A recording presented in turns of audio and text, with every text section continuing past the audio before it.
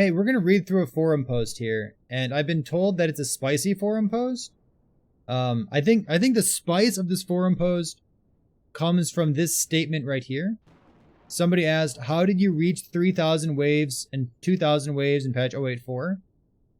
So, with this statement in mind, we're going to read through this forum post and see what kind of spice there is. This person says, I've been playing the game for a while. General feedback, I've experimented around, but I like playing non-minion builds and like playing sentinel builds. Alright, set items. With the recent addition of legendary items to the game, set items have been overshadowed, okay? Further analysis of set items show that they seem to be focused on offensive set bonuses almost exclusively. While cool offensive bonuses like Shattered Lances, percent coolly damage and stuff, are honestly a lot of fun for the game, what about defensive set bonuses? At the time of writing, it is not clear to me the space that set items are meant to have in the game. However, simple bonuses such as plus percent health, percent crit avoid, percent resistances, seem decent enough to add full set bonuses to be more seriously considered as endgame basic option. I don't think you want them to be, quite frankly. So this person says, they go on, I mean, if you're going to wear 2 or 3 pieces of gear that would traditionally hold defensive affixes, you're effectively reducing the defensive options of the build. Yes. So to me, that's a trade-off. And I love trade-offs. I love opportunity costs. Let's take a look at this here. Take, for instance, the unofficial Frostbite set. Yeah, I agree. Frostbite Shackles and Snowdrift Boots. It gives you both an offensive venue to invest in your affixes and a defensive venue, uncapped cold resistance and ward retention, which is cool, playable, and endgame content. But they're legendaries, so you can put like extra stuff on them. Something to think about. Which one is the future of set designs, red or green? Probably red, given that green hasn't been touched. And red. So my impression of set items, just to like give a real answer to what this person's saying here, I think the set items that are low set, so like only like 2 or 3 items, hopefully only 2 items, and individually strong items are very good for the game. That's the kind of thing that I like. The set that I would like to call out would be the Ferobar set. There's a Ferobar ring, which is not tier 7, but tier 8. It's higher than tier 7. It has a ton of intelligence on it, and it also has flat armor. So it's a totally usable ring in its own right, if you're looking for armor, necrotic res, and a ton of intelligence for any particular reason. The other piece of the Ferobar set is the Rune Dagger, which it's kind of cool that it's a Rune Dagger, by the way, because I've considered using it on like starter builds, but I digress. The Ferobar Dagger does a lot to bolster the crit of your totem-based builds. So using them individually, they're both, you know, like individually good items that you're not embarrassed to do, and then together you get like +1 to totem skills. It's like a small little bonus that's kind of an aside. I think the Ferobar set as a example of what sets should be in the future. Individually strong items tied to an archetype or a theme, and then have a small bonus on the flip side, or like when you combine the two. I think that's what I'd like to see. So yeah, that's my response here. Let's keep going. Soul Bastion is one of the 2 new dungeons. So let's see what's going on here. Not too much to read. That's good. While Temporal Sanctum offered a coherent experience, an engaging mechanic, and a fantastic final reward, the same cannot be said of Soul Bastion. I think Soul Bastion has an awesome experience and an engaging. I think the mechanic of Soul Bastion is awesome. I wish that it didn't have a cast speed. I know they just buffed the cast speed to make it even faster and make it not scale with your own cast speed. I know they just did that, but I kind of wish that they didn't have a cast. I wish it were like instant cast. I think it's really cool. I think it should be like even faster to cast, if not instant cast. And then I think the damage of the monster should be like toned up. I think it's pretty cool. All right. The final reward scales off the number of mobs defeated in the dungeon with its design randomly. Has a lot of dead ends, basically a maze. Moreover, when you're incentivized to clear the maze to obtain more of the final rewards because of these elements, I haven't had a lot of fun playing Soul Bastion. If I could spend some time to blow up the randomly generated barricades, I would happily do so. Yeah, this is a cool idea. I don't mind this. The final reward does not strike me as particularly unique. There's no chase items incentivizing farming this dungeon. It's an exalted factory. As I understand it, you can obtain a tier 5 sealed affix, which is interesting, especially for plus level skills. Yeah, I mean, it's the only place in the game you can get that too. I think it's pretty good. Is it enough for people to farm this regularly? I doubt it. I think it's fine not to farm it regularly. I think that's okay. What if you can get set items with a sealed affix? This guy really likes set items, huh? This is interesting. This could be like you know, 5 years down the road when there's like a new league and this is Fire Soul League and you can do this kind of stuff. Like, this is a cool idea, but like for right now, no, I would not want to see this at all. Is there much to say about Soul Bastion? I think the communication to the player about how you engage with Soul Bastion mechanic is awesome. The dead ends are tedious, and I wish they would just not be there. Spending some charges to blow stuff up, yeah, okay, that's kind of cool too. Or even just take them out, I would like that. With response to Soul Bastion and like it being underwhelming, it is a little bit underwhelming because if you want exalted items, in the past you would go farm the various levels of Julra, right? If Julra is there to make legendary items, why is Julra's dungeon such a good place to farm for exalted items? Maybe exalted items should be toned down in the dungeon of the Temporal Sanctum and like toned up in Soul Bastion. Because then you're like, if you want to do like generic mapping, you go to Monolith. The Monolith's got like a little bit of this and a little bit of that. It's got a little, but like if you want to target farm something, you go here. If you want to target farm keys, you go here. If you want to do this, you go that. Like there's a better way to do it, but then monoliths are like the kind of generalist overview. I would like that kind of stuff. That said, on Soul Bastion, it would be nice if you could spend, you know, 100 or 200 or half to like spin and like re-roll everything. Because like sometimes you want to go to Soul Bastion to get exalted boots and you get to the very end and you click on the guy and he has literally no boots for sale. And that's nonsense, right? So like it'd be nice to have like a re-roll button of some sort that costs you some extra boys or some extra coins. Soul Bastion, also remember the regular gamble at the end of time just got gutted. He no longer sells you items above level 40 requirement, which means you can't gamble a bone amulet, for example. So tailoring Soul Bastion to be like the next thing to get starter endgame gear, that would be fine if that's what Soul Bastion was going to be. That'd be a fine place for it in the endgame. If that were going to be the case, I would want Soul Bastion to be the most common type of key. But that's kind of a whole different conversation. But we'll keep going. Well, maces. This person plays Sentinels and uses maces. I don't think anybody uses maces. Yeah, all right, let's see. I mean, maces are garbage. So let's see what this guy's opinion is. For most builds, attack and cast speed is basically the best offensive stat. Yeah, ailment builds too. Also, not getting locked in place, which is how I just died a couple of minutes ago. Since some melee skills benefit more to increase into attack speed according to base attack rate, yes, this naturally disqualifies a lot of the slower alternatives. Yeah. From a lot of builds, unless there's a specific reason to do it. Like, you would normally use a staff or a wand if you were playing Holy Trail with Javelin, but you use a spear with it so you can proc it off lunge. That kind of synergy, I don't hate it. However, I've been playing a lot around with specific melee build. I've been playing around a specific melee build that does not benefit from attack speed. You would think that this would open up the idea to play with the mace. Unfortunately, it doesn't. Analyze. Wait, what's the build? Dude, this guy's a tease. Let's analyze maces. They bring bonuses such as stun chance and stun duration. Irrelevant, yes. With the highest implicit stun chance, irrelevant. On the other hand, the neutral lag and blessing can bring up to, I think neutral because like it's not really used for anything else, right? Unless you're like a lightning build, in which case you're going like lightning shred or something. 160 extra stun chance, while a tier 5 affix and a one-hander goes to 140. So like the implicit is like 160. Showing that the bonus is far from being unique. I mean, it's an implicit though. So like you could also have it as a suffix, right? I cannot foresee a way for the stun chance implicit offsets the fact that these weapons are significantly slower. They also offer no crit chance. This is maces, right? Isn't there like only one? There's two maces in the game, right? What, there's like the mace that gives you like 20 melee crit chance. And then there's the Doomstar, which has like 100 melee crit multi. Aren't those like the only two things in the whole game? All right. I mean, I agree with this guy. Like it's boring, right? Maces suck. They also offer no crit chance. And that doesn't matter though. Whatever. You just seal something or whatever. It makes them inferior to everything else. Sure. In trying to make maces more relevant, one idea I came across is to have certain skills scale off of stun chance through a more multiplier.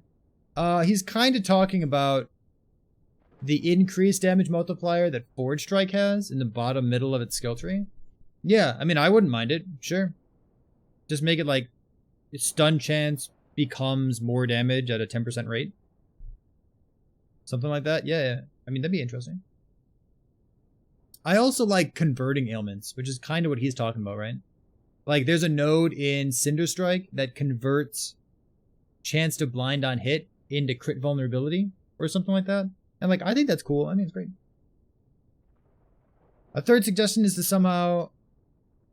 have a node somewhere that fixes the base attack rate of weapons to a fixed value. Nah. These last two sentences I don't agree with at all. I think these are bad. But remember, like, we're reading through this person's feedback. It's a lot easier to find a problem with something than it is to find a solution with something. I probably should have pointed that out earlier, but like, you're smart people. Chat knows this already.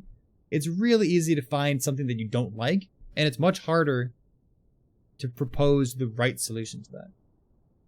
Proposing solutions hard. Alright, two-handed weapons. What do you got? On a similar topic, we've recently discovered how strong 100% block chance is. Chat, what does the word neutral mean, and why does he keep using it? Sentinels can get 60% damage reduction through block effects, namely through Sentinel-specific idols. It is difficult to ignore just how powerful this damage reduction is in endgame content. While I have found a two-handed playstyle to be very enjoyable early game, it tends to drop off as the content gets more difficult. Should there be a defensive layer available to two-handed weapons in order to be competitive with a shield playstyle? Yeah, I think so. So there's like just use an LP Titanheart, which is a good option, but I wish it weren't the only option, right? Two-handed weapons can get reduced bonus damage taken from critical strikes, which is awesome. It frees up suffixes for your gear, and then it also allows you to use it for different blessings. It's not good enough, but like, it's cool. You can also get all attributes, which I love all attributes. I wish all attributes rolled higher on two-handed weapon suffixes. But like those two affixes, or even just like more stuff like that, I would take it. Or maybe like okay, how about this? There are mage affixes that say like percent increased lightning damage doubled if you have 300 mana. What about like, I don't know, health doubled if you have a two-hander? I could see it. Yeah, sure. Should there be a defensive layer available? Yeah, I think so. And if so, what layer should it be? I'm not sure about the solution. Yeah, I got you. Alright, game-defining uniques. Let's see what's going on here. Alright, I think Bastion of Honor is a game-defining unique.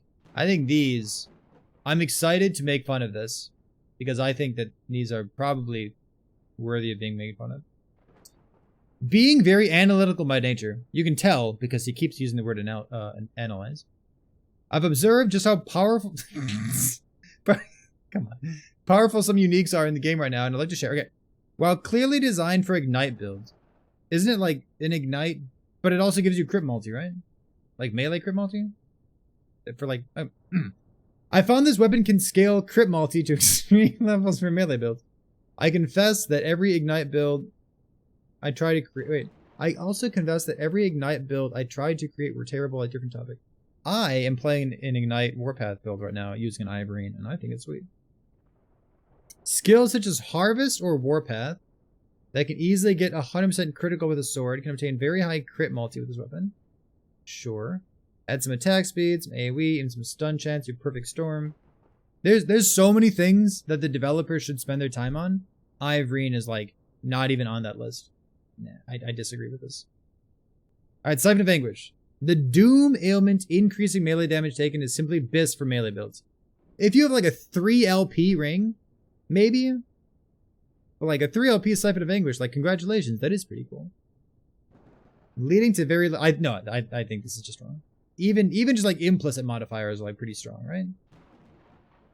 Like if you have a 3 or 4 LP Siphon of Anguish, sure, maybe. Doom is also very potent for dot builds. Doom is very potent for like 2 Doom builds. I've spent a lot of time playing Doom builds and talking about Doom builds and learning about Doom builds. Well, who the fuck cares about Doom? Yeah. Okay, either way, it seems like adding this unique in almost every build raises their DPS. It does. It does raise their DPS significantly, but like your real life DPS is not accurate. This should be ignored by the developers. This is a symptom of the tooltip DPS of your skill not reflecting reality. The downside is that it's grindy to get a good LP one with the affixes. I suggest reworking the Doom ailment completely. Suggestions include making Armor Shred more effective. Nah. Making a basic Void dot ailment, which it is. Unlimited stacks. No. I mean, it could just be Doom, like Time Rot. I don't know. Like it's kind of strange that Doom has so much damage on it. There's no particular reason that Doom has to have so much damage, but it's also not particularly offensive because it doesn't do anything. All right, so I don't agree with these two things, but game-defining uniques, he said this thing, Bastion of Honor. As previously mentioned, 100% block chance on a neutral shield, which chat has told me, what does neutral mean? Chat just defined it a second ago, right? What was it? Neutral means inconceivable. Okay. 100% block chance on an inconceivable shield. Chat, are you sure that that's what it means? Has really changed the game. Yes. My main concern is that the shield is boring. Yes. Invest in inconceivable block effectiveness. Yes. Traditionally, boring. This thing, boring. If it were to limit your maximum resistances, no, I think it's fine. The real question is whether or not we want 100% block check. Yeah, I mean, this is a valid critique. Because Bastion is boring, so... Listen, I'll still die while wearing it to enemies that are slightly outside of my circle. Void Knight is extremely melee-oriented. When you're not playing a melee Void Knight, there's a lot of nodes that look kind of interesting, but don't do anything for you. So, yeah, maybe not extremely, but like rather quite melee-oriented. A lot of gear affixes, void dot, spell, idle affixes, passive stuff, seem to indicate that a different playstyle... Can we consider the Void Knight passive bonus to add 75% increase void damage instead of melee void damage? This? If you deleted this line of text, this 75% increase melee void damage, the game would be the exact same. Quite frankly, they probably should do that. Just get rid of it. Can we consider the... okay, yeah, who cares about this? Can we also consider adding throwing speed, cast speed to the Time Legion passive? I've thought about this as well, right? This is this node up here. Time Legion, this thing. So like, you get melee attack speed, but you also get penalized on melee attack speed on the next one, right? Whereas cast speed, you don't get a cast speed you don't get a cast speed bonus, but you also don't get penalized for it, right? So like maybe this one should have throwing attack speed on it, because then like throwing attack speed and melee attack speed, throwing attack speed and melee attack speed, right? Like that would be nice. Yeah, maybe like a little bit, maybe a little bit of extra. One of the things is Paladin gets a ton of throwing attack speed from Holy Aura, and like that's one of the big differences in like how these two builds feel, right? Like you get this 40% more damage multiplier by having everything echo, even with your throwing attacks, but you don't have as much raw attack speed. But a Paladin doesn't get the echo, but you get a bunch of attack speed. So it's kind of a difference between those two things. And then Forge Guard is, I don't know. I've never played a Forge Guard. Can we get a real Void ailment that doesn't have a maximum number of stacks? Yeah, Future Strike's garbage. I've tried to play a Future Strike build. It's disappointing. Yeah, the fact that Time Rot is capped at like 12 or 13 is a giant meme, and it's disappointing as well. Am I the only one who thinks Volatile Reversal is honestly way too strong? No, you are not the only person who thinks that. Volatile Reversal is absolutely absurd. It's busted as hell. Foreguard is designed to be Sentinel's two-handed wielding class. Perhaps adding a % damage reduction to the passive node Multiple Forge could be interesting as extra defensive layer. Here's the thing. Is designed to be Sentinel's two-handed wielding class. Is it? My issue with Forge Guard is that I have no idea what Forge Guard is supposed to be doing. To me, Forge Guard is like, it's the Malin's hubris of masteries. Where it's like, by the time that you're adding Malin's hubris into a build, it's probably just a bad build. This is a cool idea though. Maybe like, put some Titan Heart kind of damage reduction onto him, help him play some two-handed stuff. Forge Guard rewards 2-handed with a few passives. He does, but like, is that like the main theme of Forge Guard? If that were the main theme of Forge Guard, that'd be awesome. But I don't really know what Forge Guard does. Forge Guard is like armor. Way. Adding effects for 2-handed spears or staves would be very nice as well. It would be very nice. I like that. On a different note, I genuinely feel like Forge Guard's design... Hey, Bane, what's going on? Forge Guard design need to be reviewed. On the one hand, you gain armor when you hit, but on the other hand, you're the minion class. Yeah, like the theme is all over the place. Forge Guards, enemy weapons. Since a tank hits for you, keep in mind that Sentinel already has extreme comfortable access to way too much armor. Through the armor bonuses from strength, thought bonuses, sigils, yeah. Their class abilities, Forge Strike, Smelter's Wrath, also strike me as non-viable. Holy Aura is really boring. Sigils are also dreadfully boring. Volatile Reversal is tremendously strong. So, like, there's a couple problematic skills across Sentinel, right? Like, this thing triples your damage or more. It's so strong. Yeah, maybe all of the damage of your entire build shouldn't come from Volatile Reversal. You know, your 0 mana cost movement ability with 0 cooldown. You know, going into this, I kind of thought there was going to be more things to make fun of, because frankly, given this statement right here, I was ready to roast this person. This is like, it's a number of things that aren't particularly contentious, plenty of things that I do agree with, and then Eye of Reen is busted, I guess, or something. Yeah, okay. I'm into it. I'm into it.